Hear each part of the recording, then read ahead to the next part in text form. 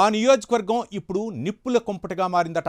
Congress versus Congress అన్నట్లుగానే అక్కడే రాజకీయాలు కొనసాగుతున్నాయట. ఒకే పార్టీలోని ముగ్గురు నేతలు 3 గ్రూపులుగా విడిపోయారట. నివురుగప్పిన నిప్పులా ఉన్న త్రివర్గ పోరు కాస్త మంత్రి కోమటిరెడ్డి వెంకటరెడ్డి రాకతో ఒక్కసారిగా బట్టబయలైందట. పెత్తనం కోసం ముగ్గురు నేతలు నువ్వా నేనా అన్నట్లు పోటీ పడుతుంటే నలిగిపోతున్నాం బాబోయ్ అంటూ కింది స్థాయి కేడర్ లబోదిబోమంటుందట. అసలు ఆ ట్రయాంగిల్ పొలిటికల్ మ్యాచ్ ఎక్కడ జరుగుతుంది? ఇంతకీ ఏదా నియోజకవర్గం? ఎవరా నేతలు?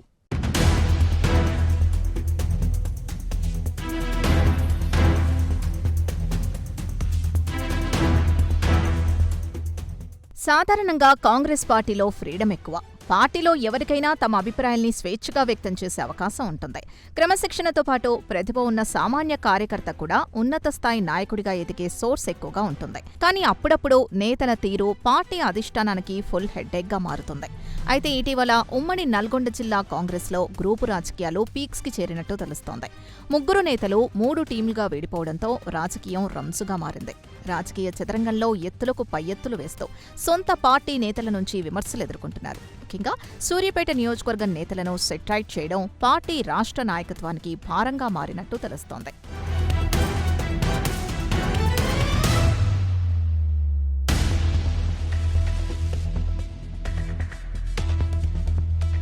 ఒకసారి పూర్వాపరాలు పరిశీలిస్తే కనుక ఇక్కడ 2 అంశాల గురించి మెయిన్గా చర్చించుకోవాల్సి ఉంటుంది. సూర్యాపేట కాంగ్రెస్కు ఇన్నాళ్లు పెద్ద దిక్కుగా ఉన్న మాజీ మంత్రి దివంగత నేత రామ్రెడ్డి దామోదర్ రెడ్డి మరణం ముందు, ఆయన మరణం తర్వాత అనే టాపిక్స్ మీదనే చర్చించుకోవాలి.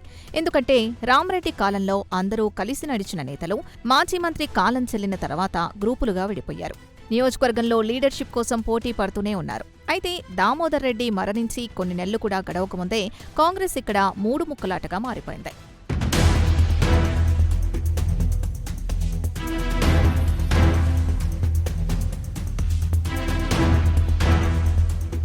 ఒకవైపు ఏఐసీసీ సభ్యులు రామ్రెడ్డి సర్వోత్తమరెడ్డి, మరోవైపు market committee chairman Koppula Venareddy, ఇంకోవైపు టూరిజం చైర్మన్ పటేల్ రమేష్ రెడ్డి ఎవరికి వారే యమునా తీరే అన్నట్టుగా వ్యవహరిస్తున్నారు.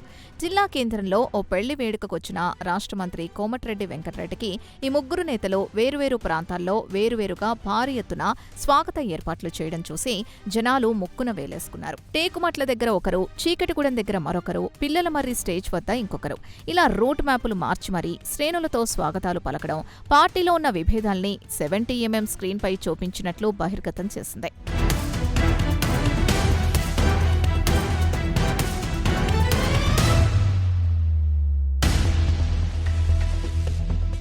అయితే రాష్ట్రంలో కాంగ్రెస్ అధికారంలోకొచ్చి 2.5 ఏళ్లు పూర్తయింది. 10 ఏళ్లు ప్రతిపక్షంలో ఉండి లాఠీ దెబ్బలు తిని చేతిలో డబ్బులు ఖర్చు పెట్టుకున్న కింది స్థాయి కార్యకర్తలు ఇప్పుడు ప్రభుత్వం వచ్చింది కాబట్టి తమ పనులవుతాయని ఆశపడ్డారు. కానీ ఇక్కడ సీన్ కట్ చేస్తే నాయకుల గొడవలతో కార్యకర్తల ఆశలపై నీళ్లు చల్లినట్టయింది. ఇది ఇలా ఉంటే ఇన్సైడ్ టాక్ మాత్రం ఏ వర్గంలో ఉండాలో తెలియక క్యాడర్ సతమతమవుతోంది. ఒకరితో కనిపిస్తే ఇంకొకరి నుంచి బెదిరింపులొస్తున్నాయట.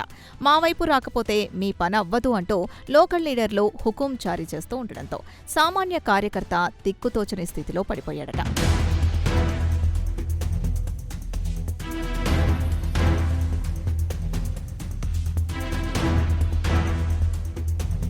ఇక నేతల మధ్య ఉన్న ఈ గ్యాప్ని స్థానిక అధికారులు భలేగా వాడుకుంటున్నారు.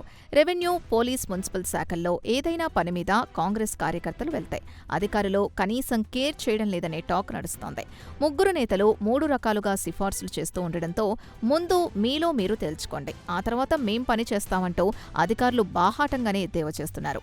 దీనివల్ల 10 ఏళ్లు కష్టపడ్డ కాంగ్రెస్ శ్రేణులకు సొంత ప్రభుత్వంలోనే అవమానాలు ఎదురవుతున్నాయనే ఆవేదన వ్యక్తం చేస్తున్నారట. ఈ వ్యవహారంపై మంత్రి ఉత్తమ్ కుమార్ రెడ్డి తక్షణమే జోక్యం చేసుకోవాలని క్యాడర్ కోరుతోంది.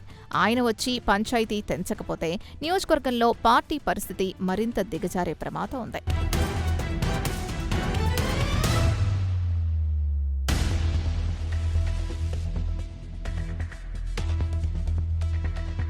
మొత్తానికి ఇది ప్రతిపక్ష పార్టీకి అనుకూలంగా మారే అవకాశం ఉంది. అధికార పార్టీలోని అసంతృప్తిని చేరదీసేందుకు బీఆర్ఎస్ పావులు కదుపుతున్నట్టు ప్రచారం జరుగుతోంది. దీంతో సిట్టింగ్ ఎమ్మెల్యే జగదీష్ రెడ్డి మరింత బలపడే అవకాశాలు మెండుగా ఉన్నాయని విశ్లేషకులు అభిప్రాయపడుతున్నారు.